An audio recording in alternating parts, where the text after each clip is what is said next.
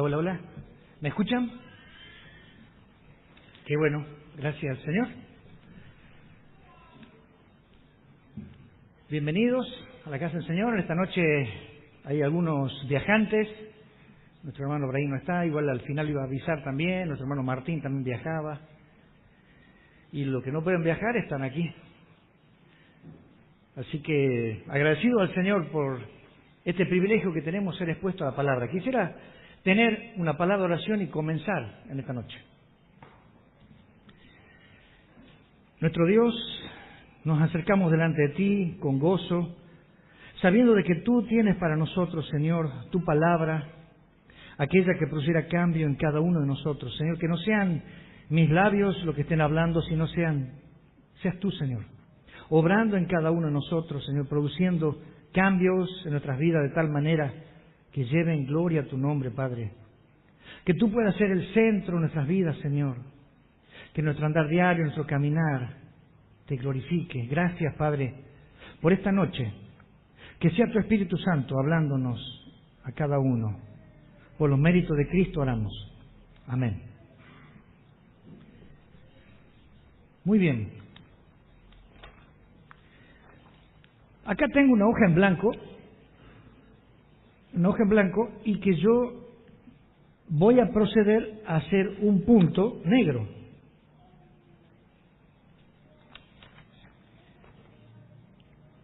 ¿Qué ven? ¿Pueden ver? Los que ya saben, justamente porque es un ejemplo que lo usé en otras oportunidades también, a veces buscamos el punto negro en una hoja en blanco y descuidamos la hoja en blanco, no la vemos, porque nos centramos en el punto negro, siempre tratando de encontrar el punto negro, no vemos todo lo demás. A veces decimos que una persona se puede, gracias José,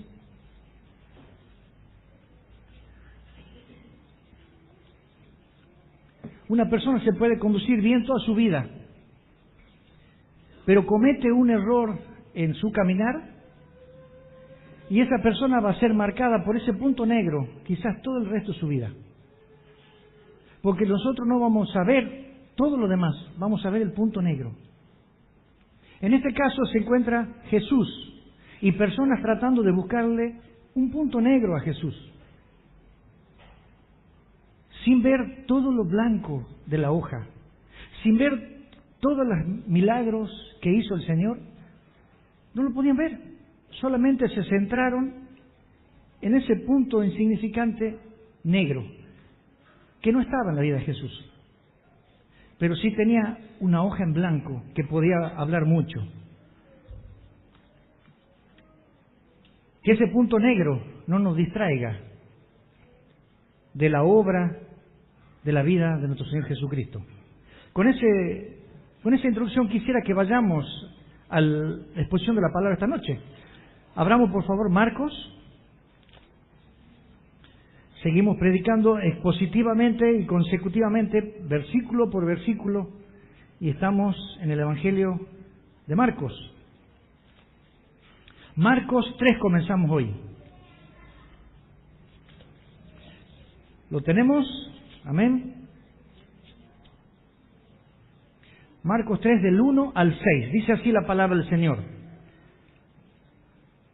Otra vez entró Jesús a la sinagoga y había allí un hombre que tenía seca una mano y le acechaban para ver si en el día de reposo le sanaría, a fin de poder acusarles.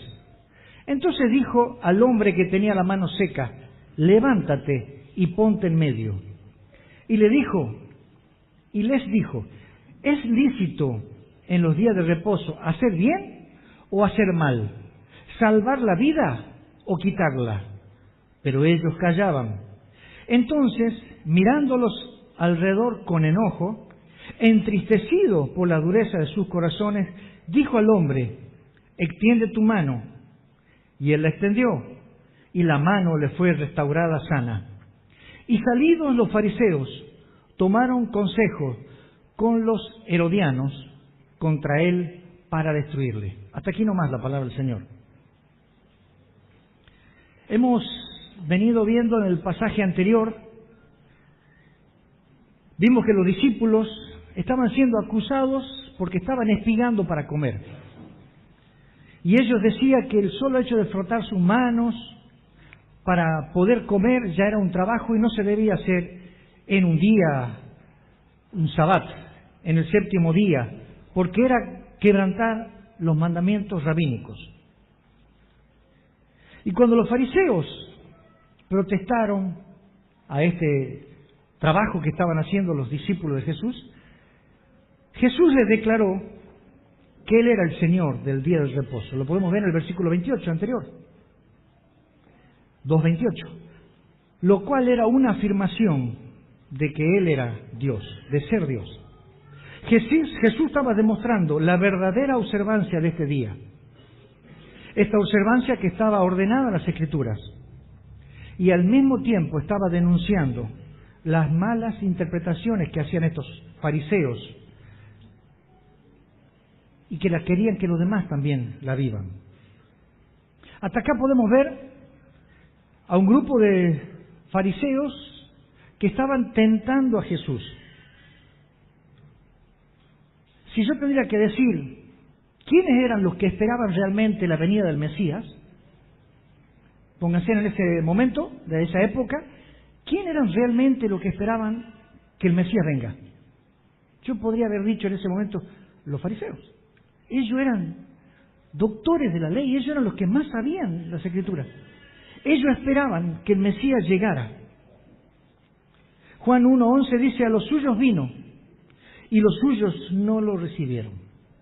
Jesús vino a su pueblo, y ellos no lo recibieron. Y en lugar de aceptarlo al Mesías, ellos pedían ejecución, mátalo. Lo que debían saber estos religiosos que eran intérpretes de la ley, ellos eran los que podían comunicar al pueblo realmente si era el Mesías o no, fueron los que lo rechazaron. Su odio no fue porque Jesús sanaba a las personas, o porque Jesús echaba fuera demonios. El odio que le tenían a Jesús era porque cuestionaba su autoridad. La autoridad de estos doctores de la ley.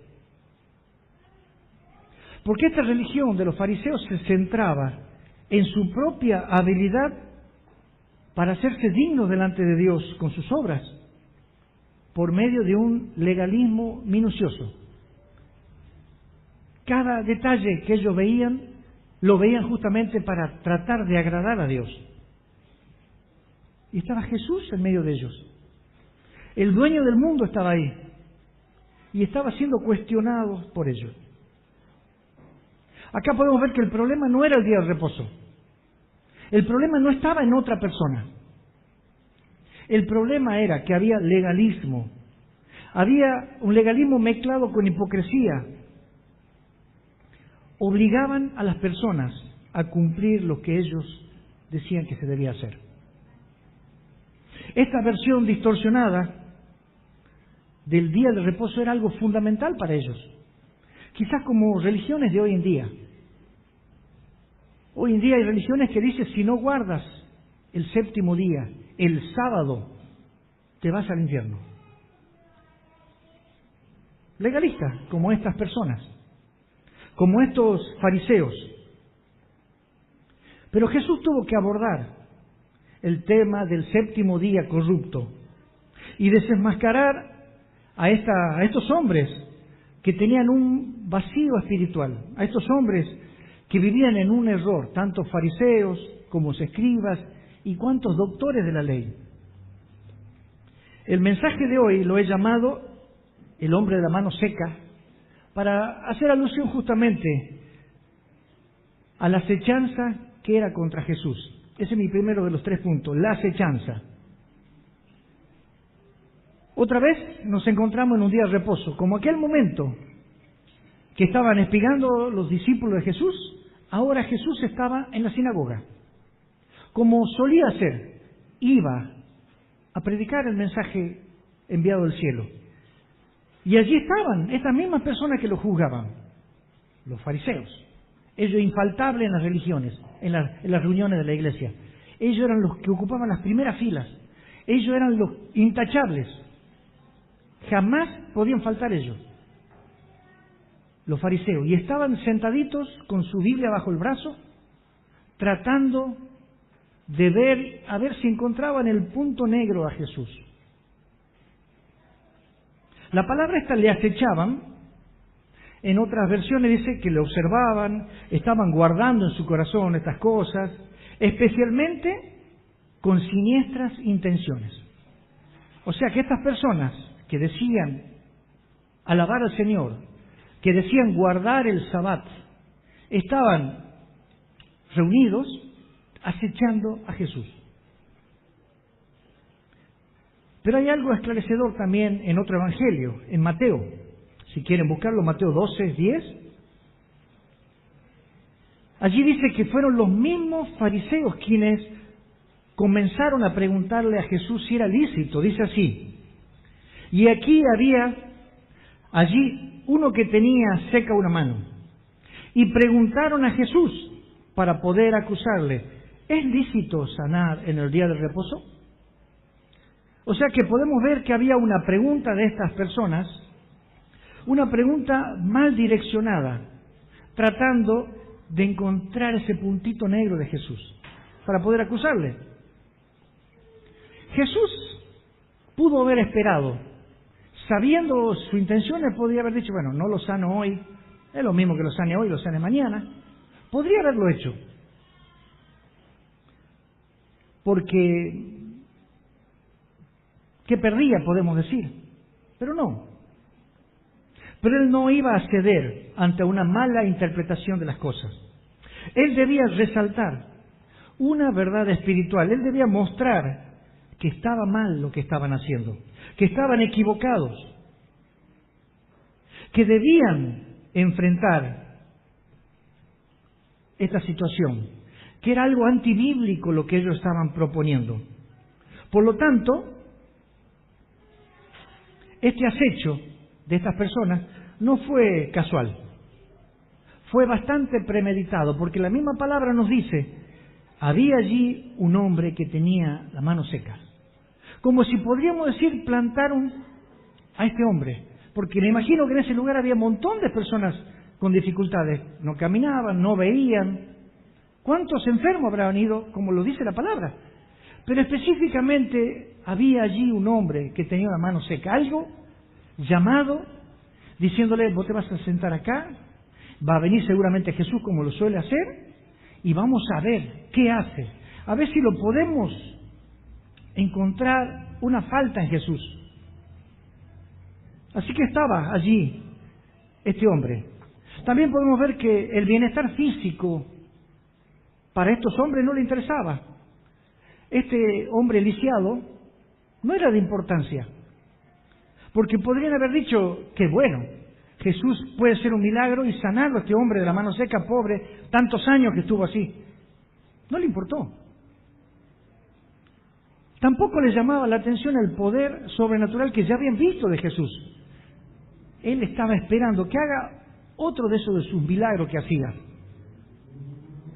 porque él tenía ese poder de curar. La única preocupación en sí que tenían ellos era que no transgreda el día santo, el séptimo día. Eso era el punto negro. Llega a pasar eso y irremediable. ¿Qué lograrían con eso? ¿Qué querían lograr con encontrar a Jesús una falta? Ellos quedarían como la autoridad. Ellos dicen qué es lo que se tiene que hacer y se hace lo que ellos dicen. En todo caso, ellos son la autoridad. Otra cosa más, serían respetados, porque, escuché, habló un fariseo y realmente se hizo lo que él dijo. Aparte, si le hacían caso al fariseo, estaba evidenciando un error que encontró en este hombre que dice que es el Mesías. Así que había muchas cosas que podían perder estos hombres. Obviamente, cosas que no tienen los cristianos, que no deben tener los cristianos. Jactancia, orgullo, legalismo, todas estas cosas no provienen de Dios. No provienen de Dios porque el Señor nos dio ejemplo también como Él es. Y quiere que nosotros seamos así. ¿Qué es el legalismo? El legalismo es tratar de ganar el favor de Dios a través de la obediencia. Si cumples la ley, vas a ser aceptado. Si no la cumples, te vas al infierno. O sea que ellos trataban de cumplirla de tal manera que todos los demás vean cuán santos eran estos hombres, cuán apartados del pecado. Una fachada, solamente. Estos hombres también podemos decir que eran orgullosos. ¿Por qué? Porque hablaban de ellos mismos, como toda persona orgullosa. Usted, para identificar a una persona orgullosa, escúchela hablar nada más. Lo que tengo, lo que hago, lo que hice, lo que voy a hacer, ¿de quién habla? De mí. Entonces, ¿quién es el centro del universo? ¿Quién es? Así son los fariseos. Así son los orgullosos. No pueden escuchar que hablen de otro. No puede decir, qué linda tu ropa, qué lindo. No, porque yo tengo que tener mejor ropa. Qué lindo tu. No puedo, porque hablo de otro. El orgulloso habla de sí mismo.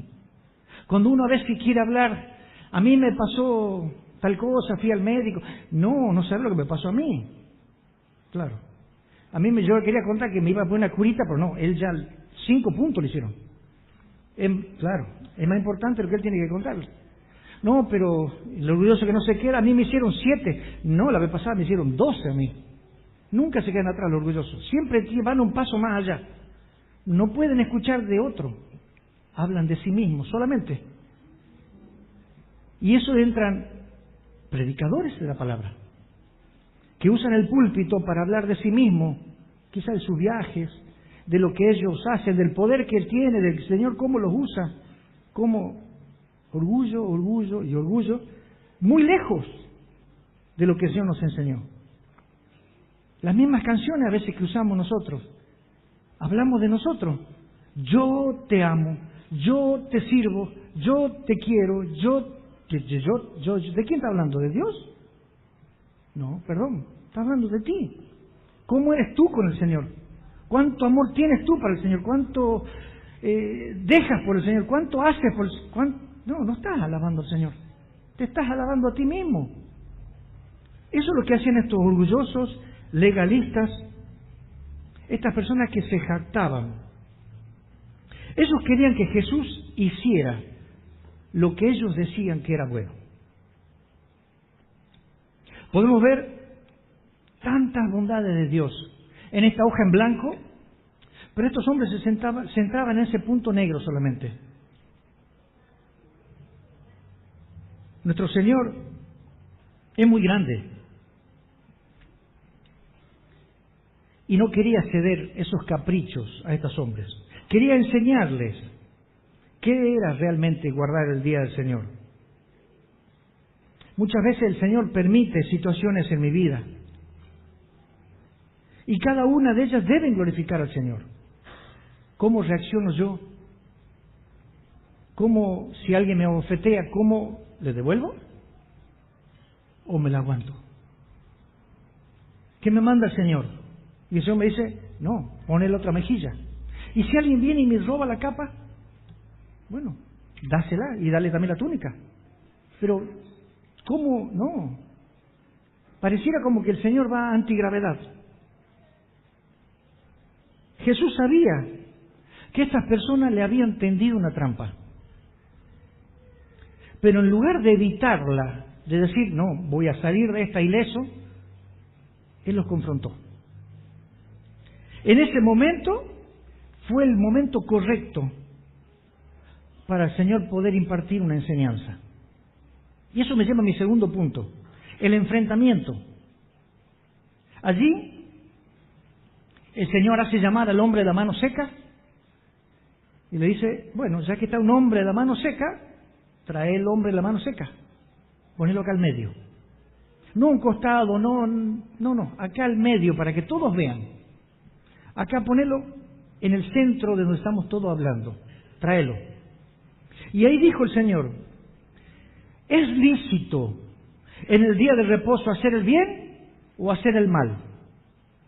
¿Salvar la vida o quitarla?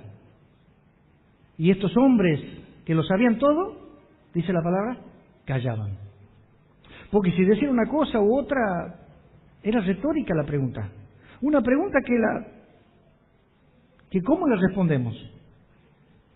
Pero era obvio a qué se refería el Señor. Ellos sabían el Antiguo Testamento. Y el Antiguo Testamento decretaba que el propósito del día de reposo era para hacer el bien y no para dañar. No podían responder. Si decían que era para hacer el bien, entonces quedaban expuestos ellos, que sus enseñanzas eran falsas. Y si decían que era para hacer el mal, iban en contra de la ley, en contra de las Escrituras. Entonces, la parte más sabia de ellos fue callarse. Es decir, seguir escuchando, a ver qué pasaba. Marcos también, 2:27, nos revela un poco más de esta situación. Dice, también les dijo, el día de reposo fue hecho por causa del hombre, y no el hombre por causa del día de reposo. Son palabras de Jesús esas, que ya le había advertido a ellos. Acá Jesús estaba diciendo que el día de reposo fue hecho para el hombre, para que este hombre, nosotros, dejáramos de hacer aquellas actividades cotidianas, que nos podamos centrar en este día específico al Señor, que podamos descansar. Porque ¿qué sucede? Acá hay una secuencia. 6 días trabajarás y 1 día descansarás. Imagínese a un judío diciéndole, no podés vender. Era algo que no existe el día feriado para el judío. No existe el no trabajar para ellos. Aún se haya muerto un pariente de ellos atienden por el zaguán, dice. Ellos siguen vendiendo. Ellos no paran nunca. Por eso está puesta esta ley. 6 días, haz todo lo que tienes que hacer. Trabajar, lo que vos estás acostumbrado a hacer, hacer los 6 días. Esos 6 días son tuyos. Para el sustento, el trabajo, pero 1 día es mío. Ese día vas a descansar. Ese día vas a venir, te vas a congregar. Ese día vas a ver a tu hermano. Ese día, una secuencia. Como la Santa Cena también. Nos pone el Señor una secuencia. Cada vez que se reúnan, hagan esto. ¿Por qué?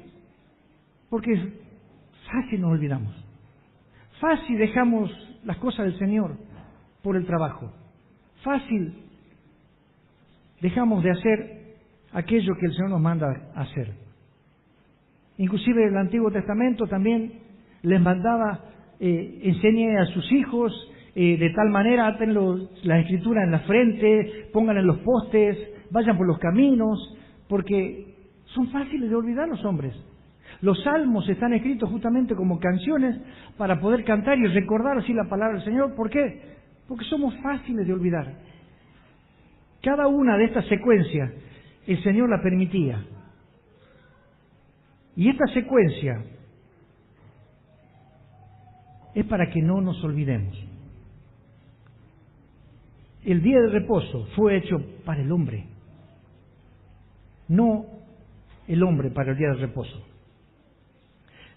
Mateo 12:11, este evangelio también nos dice que, y Él les dijo, Mateo 12:11, y Él les dijo, ¿qué hombre habrá de vosotros que tenga una oveja, y si ésta cayera en el hoyo en el día de reposo, no le eche mano y la levante?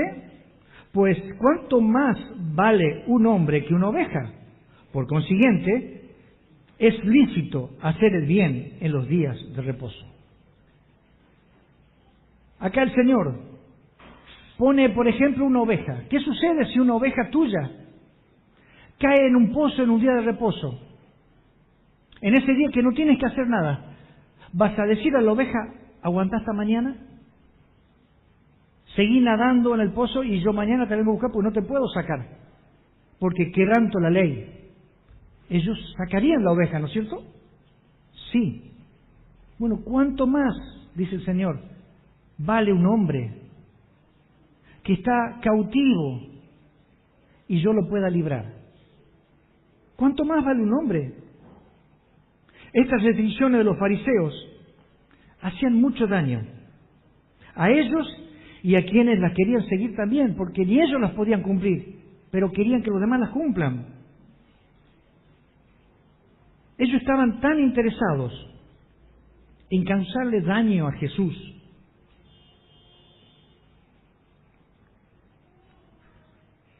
que no le importaba a aquel hombre si sufría o no sufría. Si el Señor lo sanaba la mano o no le sanaba, no era importancia esa. El punto era encontrarle el punto negro a Jesús. Y Jesús los estaba confrontando con el verdadero problema que ellos tenían: el legalismo. Ese era el problema que tenían, legalismo. Si habría que hacer una pregunta entre nosotros cristianos, podríamos decirle, ¿qué es lo que honra a Dios? ¿Lo que hacía Jesús en ese momento o lo que hacían estos fariseos? Estos fariseos estaban mostrando misericordia, estaban mostrando compasión, que es lo que nos enseñó Jesús. Ellos no, ellos se mantenían estrictos a sus propias regulaciones, aquellas regulaciones rabínicas, y ellos no querían moverse de ahí. ¿Por qué? ¿Por qué eran tan estrictos? ¿Saben por qué? Porque es más fácil cumplir reglas que poner la cabeza y el corazón en las cosas. Es más fácil ser mandado, que alguien me diga, anda y volvé. Yo voy y vuelvo, ya está. A veces lo vemos esto en el ámbito laboral. A veces un empleado se le dice, bueno, tenés que trabajar 4 horas. 4 y 1 minuto, ya el empleado está en la puerta, queriendo salir. ¿Y por qué? Bueno, 4 horas. 4 y 1 ya es 4 y 1, no son 4. Ya te pasaste. Entonces, aplicamos la ley, el reglamento. Y si le preguntamos al empleado, ¿agarraste el celular adentro? Sí, tuve como 50 minutos con el celular. Pero 1 minuto, no. 4 horas, 4 horas. Pongo este ejemplo porque el legalismo está en todos lados metido. Queremos hacer valer las reglas de la nación, las reglas de cualquier lado. Es la ley. Y la ley se debe cumplir.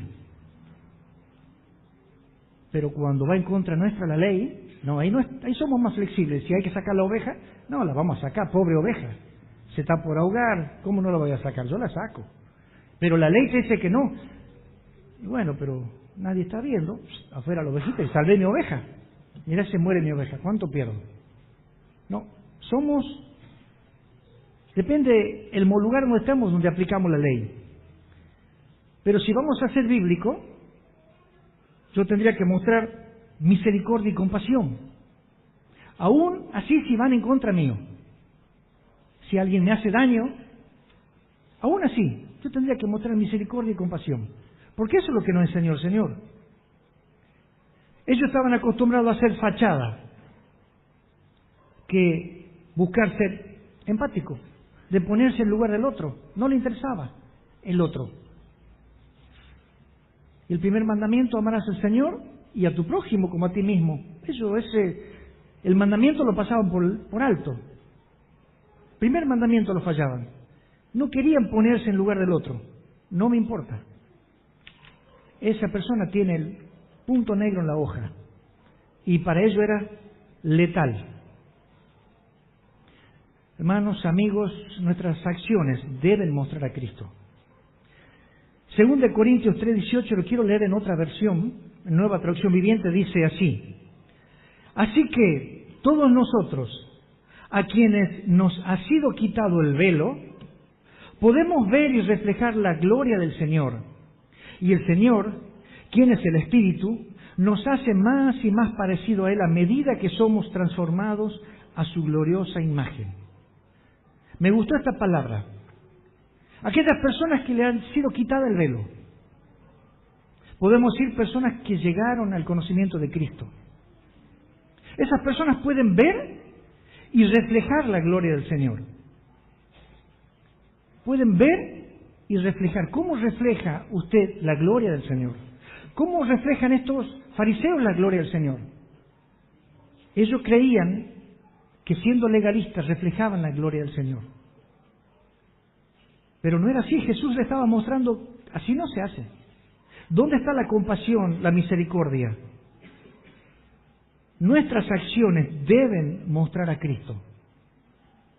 Así alumbre vuestra luz delante de los hombres, dice Mateo 5:16, para que vean vuestras buenas obras y glorifiquen a vuestro Padre que está en los cielos. Ustedes deben alumbrar de tal manera que esa luz identifique sus buenas obras. Pero ustedes no se lleven el crédito. Es Dios en ustedes. Ellos van a glorificar a Dios porque van a decir, ese realmente es un cristiano. Porque se comporta como un cristiano, vive como un cristiano. El legalismo no mostraba a Cristo. Lo que el legalismo sí mostraba era lo que había en su corazón. Un vacío tremendo. En ese momento, el versículo 5 dice, mirándolos alrededor con enojo, entristecido por la dureza de sus corazones. Era Jesús. Mirando con enojo, dice la palabra, a esas personas que estaban en ese lugar. Este es el único evangelio que nos declara esto. Específicamente nos declara que Jesús estaba enojado. También, de la misma manera como en el Antiguo Testamento, el Señor estuvo enojado, dice, por la dureza del corazón de Israel. Allá en Josué 7:1 dice, la ira de Jehová se encendió contra los hijos de Israel. Algunos podrían decir, ¿el Señor se enoja? Sí que se enoja. Y hoy nos tiene paciencia. Jesús dice que estaba enojado por la incredulidad ante la mucha evidencia. Era Cristo, lo mostró con señales, con prodigios, pero ellos querían ver ese punto negro, sin entender de que no había ningún punto negro. Jesús los asombraba con su predicación, con su autoridad, con sanidades, con milagros. Era el Mesías. Y aún así, ellos en vez de creer, su furia aumentaba. ¿Cuándo aumenta la furia? Cuando a veces me muestran mi error y se enojan. Eso se llama orgullo. Porque a nadie le gusta que le marquen un error. Como un empleado podemos decir, que venga el jefe y le diga, estás haciendo mal las cosas. Hay dos opciones. O enojarte o hacerle caso. Y muchas veces optamos por enojarnos. No me gusta que me digan las cosas. Jesús le estaba diciendo, están mal, están haciendo malas cosas. Señales, prodigios, y ellos ¿qué hacían? Se enojaron. Aumentaba su furia. Hermanos, amigos, tenemos tanta evidencia en la Biblia, en la palabra de Dios. Cuando la leemos, esta palabra de Dios no la pudieron destruir. Y entendemos que es la palabra de Dios. Cuando más destruían, más se multiplicaba. Esta palabra, dieron hombres su vida por esta palabra. Hubo personas que le escribieron que no se conocían en distintos años, distintas épocas. Este es el Dios que habla esta palabra. Este es el Dios que cambia vidas.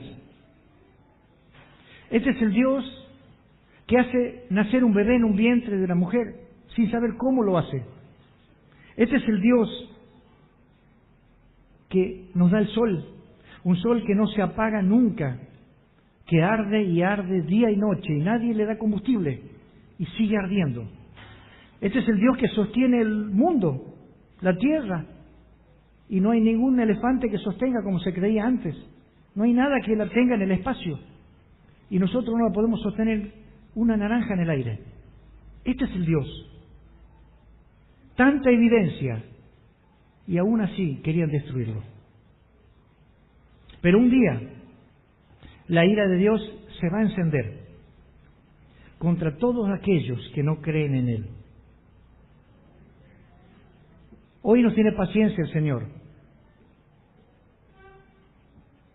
Dios quiera que en esta noche no aumente tu furia, al contrario, puedas llegar a Cristo en arrepentimiento y fe. Y me voy a mi tercer punto, la conspiración. Dice la palabra en Marcos 3:6, y salidos los fariseos, tomaron consejo contra los herodianos, contra él para poder destruirle. ¿Qué pasó acá? Los fariseos furiosos salieron de ese lugar porque lo desafió públicamente delante de la gente que nosotros le estamos hablando. Y dice que tomaron consejo ¿contra quién? Contra Jesús. Pero ¿de dónde tomaron consejo? De los herodianos. ¿Quiénes eran los herodianos? Estos herodianos eran personas de un grupo político, no era religioso, era un grupo político que apoyaban la dinastía de Herodes el Grande y por extensión apoyaban Roma. O sea que podemos decir que los herodianos eran peor que los cobradores de impuestos, porque eran judíos, los cobradores de impuestos que cobraban impuestos para Roma. Eran malísimos. Pero los herodianos eran peores, 100 veces peores, porque lo ponían a Herodes el Grande como un dios. Ellos eran los herodianos. Roma era lo mejor que era. Y ellos eran judíos. ¿Qué pasó con los fariseos? Pidieron consejo a estas personas. ¿Qué hacemos con Jesús? Impresionante. Judíos que tenían devoción por Roma. O sea que eran sus enemigos.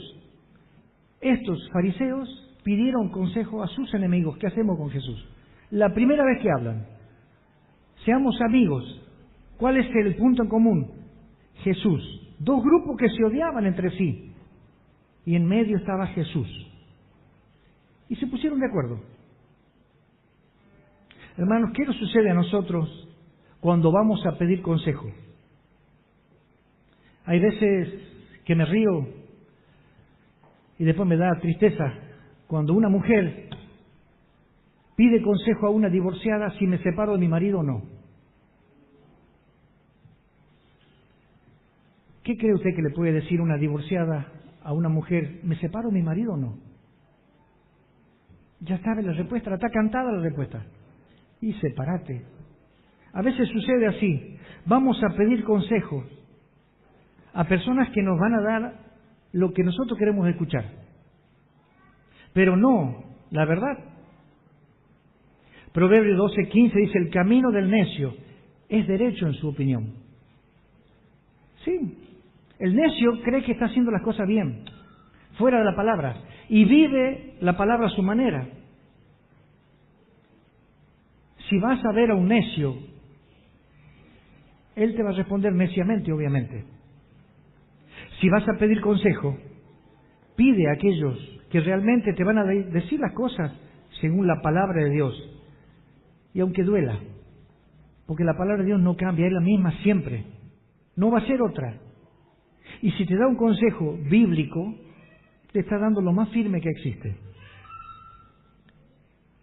Y quiero ir un poquito más allá y terminando también. ¿Cuándo conspiras tú contra Jesús? A veces nos creemos que no somos nosotros los herodianos, que nosotros no somos los fariseos, seduceos, y no, nosotros no somos. Nosotros somos los discípulos de Jesús. ¿Sí? Pero hay veces que nosotros conspiramos contra Jesús. Mateo 12:30 dice, el que no es conmigo, contra mí es, y el que conmigo no recoge, desparrama. Cristo espera y demanda de los que están con Él se ocupen de recoger con Él.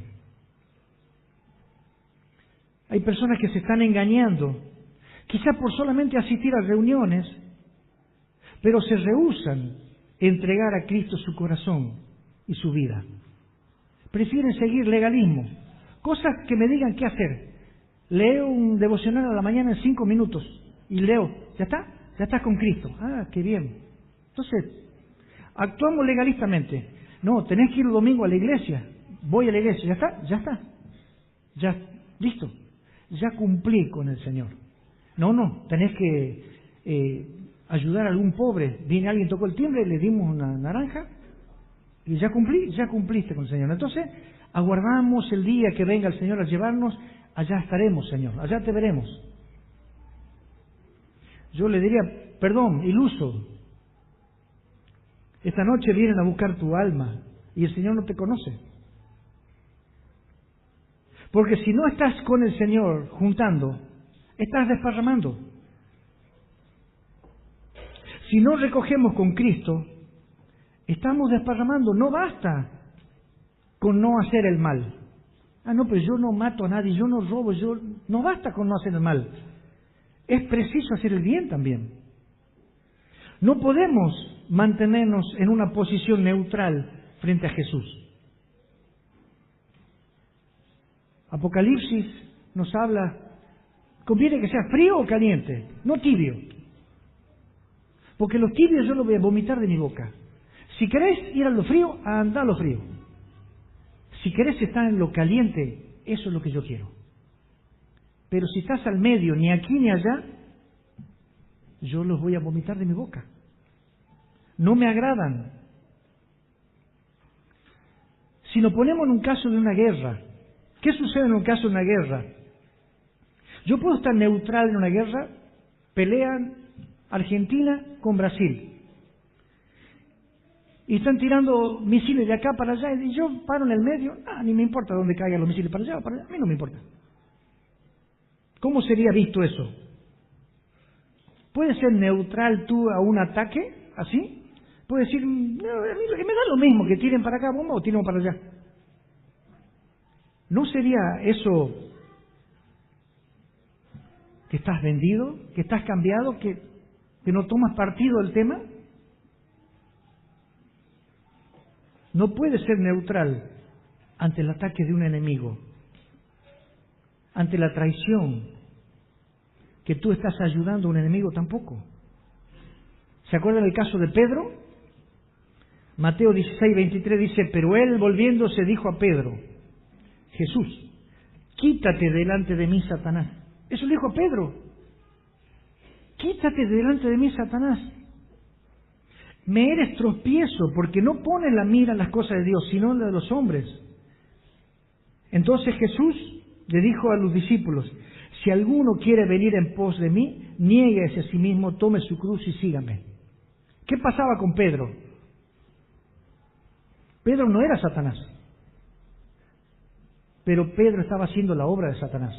Porque Jesús iba a ir a la cruz por mandato de Dios y Pedro le decía, no vayas a la cruz, Jesús.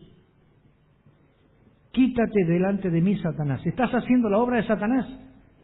Porque si quisieras hacer la obra de Cristo, me dejarías ir a la cruz. No recoger está haciendo alusión a una cosecha. Todo aquello que no haga o que haga reunir el grano en un granero, y debe ser en el granero de Dios, ahí estás recogiendo. Y si tú estás desparramando, eres aquello que está disipando, aquello que está echando a perder el grano. Se refiere al hecho de que te estás dejando usar por el enemigo, alejando tus acciones de Cristo. A personas que el Señor te envió a hablarles, no le hablas. A personas que tú le dices, que el Señor te dice, predícales, no le predicas. Si tú estás entendiendo esto en esta noche, quiero decirte que la paciencia del Señor un día se acabará. El Señor dijo que un día habrá un llanto y crujir de dientes. Un día, no sabemos cuándo, pero hoy la misericordia se extiende. Hoy es el día aceptable. Hoy es el día que el Señor te da la oportunidad de arrepentirte y creer en Él. Para que cuando llegue ese momento de la ira del Señor, no te llegue a ti. Jesucristo es el camino. Jesucristo es la puerta. Jesucristo es el único que puede salvarte. Debes creer en Él. Debes depositar tu fe en Él. Arrepiente de tus pecados y Él te salvará. Y cuando llegue el día de la ira, no habrá mortandad para ti, porque Jesucristo habrá pagado el precio. Ese precio alto que le costó a Él, de tus muchos pecados, Él lo pagó. Esa es la entrada que te permitirá un día ver a Cristo cara a cara. ¿Crees en eso? Arrepiéntete de tus pecados y cree en Jesucristo. Oremos. Gracias, Padre Celestial. Gracias por haber enviado a Cristo. Gracias, Padre, porque pudimos ser nosotros los fariseos, que queríamos matarlo y destruirlo, viendo tantas misericordias que nos tienes, tantos milagros que hiciste, tantas bondades, Señor, que nos muestras. Pero que rogamos a ti, Señor, que sea tu Espíritu hablándonos, transformando nuestra vida, nuestro corazón, de tal manera, Señor, que podamos entender esa deuda tan grande que pagaste por nosotros. Gracias, Cristo, por haber muerto por nuestros pecados. Por los méritos de Cristo oramos. Amén. Que Dios los bendiga.